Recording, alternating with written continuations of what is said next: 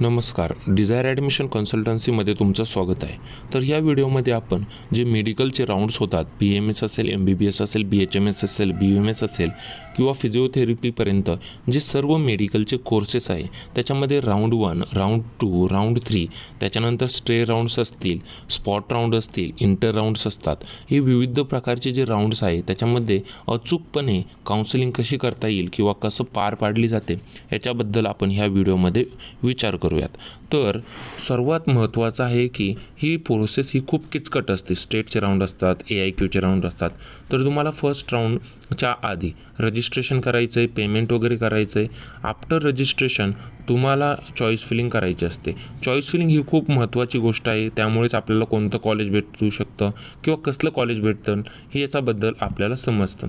आता first राऊंडचं allotment झालं, तुम्हाला फर्स्ट राऊंडला सीट भेटली, तुम्ही रिपोर्टिंग करणार आहात. रिपोर्टिंग केल्यानंतर तुम्हाला जे कॉलेज फायनल करायचं असेल, नंतरच्या प्रोसेसमध्ये जायचं नसेल तर तुम्ही काय करू शकता, एकदा तुम्ही रिटेन्शन फॉर्म भरायचा, त्याच्यानंतर तुमचं ॲडमिशन फिक्स होऊन जाईल. प्रोसेसमधून तुम्ही बाहेर पडताय, म्हणजे पुढं प्रोसेसमध्ये तुम्हाला जाता येणार नाही. आता याच्या व्यतिरिक्त तुम्ही रिपोर्टिंगच केली नाही किंवा तुम्हाला जर बेटरमेंट करायचं असेल तर तुम्ही सेकंड राऊंडमध्ये जाऊ शकता. जे कॉलेज भेटलं आहे ते हातामध्ये ठेवून तुम्ही सेकंड राऊंडमध्ये पार्टिसिपेट करू शकताय. जर सेकंड राऊंडमध्ये सीट नाही भेटली तरी काहीच अडचण नाही. आणि राऊंडमध्ये तुम्हाला जर सीटच भेटली नाही, फ्री एक्झिट होऊन तुम्ही सेकंड राऊंडसाठी इलिजिबल आहे. आता राऊंड 2मध्ये तुमचं अलॉटमेंट झालं, तुम्ही त्या कॉलेजला जायचं आणि रिपोर्टिंग करायची. तुम्हाला ते कॉलेज आवडलेलं असेल तर फायनल करायचं असेल तर तुम्ही प्रोसेसमधून बाहेर पडता. फर्स्ट राऊंडमध्ये जे कॉलेज भेटलं होतं त्या कॉलेजमध्ये जायचं, डॉक्युमेंट्स आणायची, सेकंड राऊंडमध्ये भेटलेल्या कॉलेजला द्यायचे. जर बेटरमेंट झालं असेल तर तुम्ही थर्ड राऊंडसाठी पात्र आहात. सेकंड राऊंडमध्ये तुम्हाला जे कॉलेज भेटलं आहे ते राऊंड तुम्ही हातात ठेवून थर्ड राऊंडमध्ये जाऊ शकता. जर रिपोर्टिंगच केलं नाही तर तुम्ही काउन्सिलिंगमधून बाहेर पडणार नाही, परंतु तुम्हाला फ्रेश रजिस्ट्रेशन करून थर्ड राऊंडमध्ये जाता येईल. जर सीट भेटली नसेल तर तुम्ही फ्री एक्झिट तुमचा असतो व तुम्ही थर्ड राऊंडसाठी पात्र होता. आता थर्ड राऊंडची प्रोसेस कशी होती, सेकंड राऊंड झाल्यानंतर थर्ड राऊंडमध्ये तुम्हाला एखादं कॉलेज भेटलं तर तुम्ही रिपोर्टिंग केली तर ते कॉलेज तुमचं फायनल होतं आणि तुम्ही प्रोसेसमधून एंड होता. म्हणजे थर्ड राऊंडमध्ये तुम्हाला कॉलेज भेटलं तर तुम्ही पुढच्या कोणत्याही राऊंडमध्ये जाऊ शकत नाही आहे. आता रिपोर्टिंगच नाही केली तुम्ही तर तुमचं काही म्हणजे जर रिपोर्टिंग केलीच नाही तरी तुम्ही काउन्सिलिंगमधूनच प्रोसेसमधून बाहेर पडणार आहात. तर अशा प्रकारे तुमचं ही थर्ड राऊंडचं खूप महत्त्वाचा राऊंड हा मानला जातो.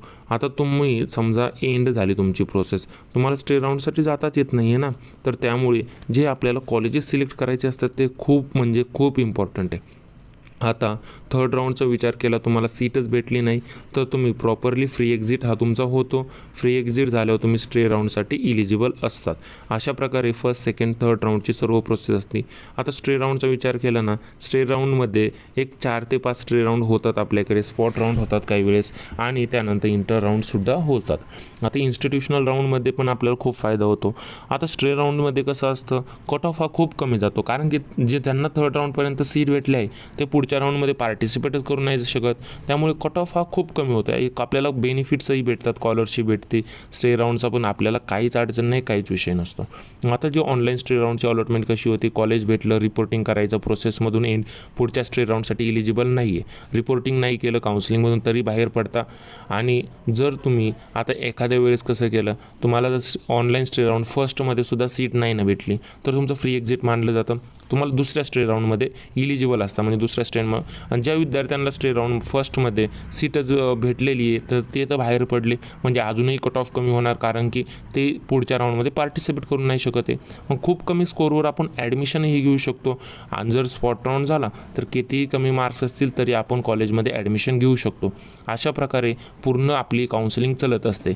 आता जर तुम्हाला काउन्सिलिंगची मदत असेल किंवा हेल्प पाहिजे नसेल तर आम्हाला 97 30 89 89 60 ह्या व्हॉट्सअप क्रमांकावर मेसेज करा किंवा कॉल करा. आमचे टीम मेंबर्स तुमच्याशी बोलतील, तुमच्या शंका दूर करतील व आपण एकदम चांगल्या प्रकारे कोणत्या ना कोणत्या एक चांगल्यातल्या चांगल्या कॉलेजमध्ये, जिथं सर्व सुविधा असतील, सर्व गोष्टी असतील, आपल्याला सर्व फॅसिलिटीज मिळतील, टीचिंग असेल, डेड बॉडीज असतील, किंवा कॉलेजच्या गोष्टी असतील, इथं आपण ॲडमिशन घेऊन टाकूयात. ठीक आहे. सगळी प्रोसेस ही आमच्या टीम मेंबर्सद्वारे केली जाते. ॲडमिशन झाल्यावर स्कॉलरशिपचा फॉर्म भरेपर्यंत तुम्हाला ही आमच्याकडून हेल्प केली जाते. याच्या व्यतिरिक्त अदर काही डाऊट्स असतील, अदर काही प्रॉब्लेम्स असतील ते आम्हाला नक्की सांगा.